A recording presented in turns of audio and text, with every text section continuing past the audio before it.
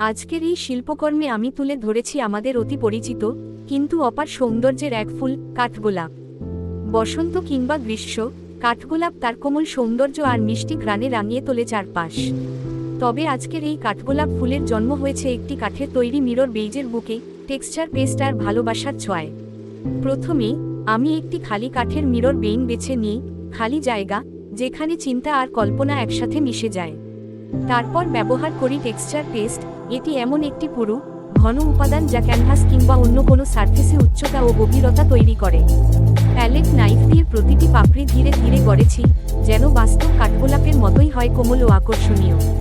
প্রতিটি স্ট্রোকে রেখেছি সাবধানে, কোনোটায় কোন একটু বাঁকা, কোথাও রেখেছি উঁচু নিচু টেক্সচার, যেন ফুলটা শুধু দেখা নয়, ছোঁয়ারও অনুভূতি দেয়। এটা ভালোমতো শুকিয়ে যাওয়ার পর শুরু করব রঙের কাজ, যেটা আমি আলাদা একটা ভিডিওতে দেখাবো আপনাদের। এই কাজটা শুধু একটা ফুল আঁকা নয়, এটা ধৈর্য, ভালোবাসা ও সৃষ্টি নিয়ে এক নীরব গল্প। যারা আমার মতো শিল্পে ভালোবাসা খোঁজেন, তাদের কাছে এই ভিডিওটি আশা করছি ভালো লাগবে।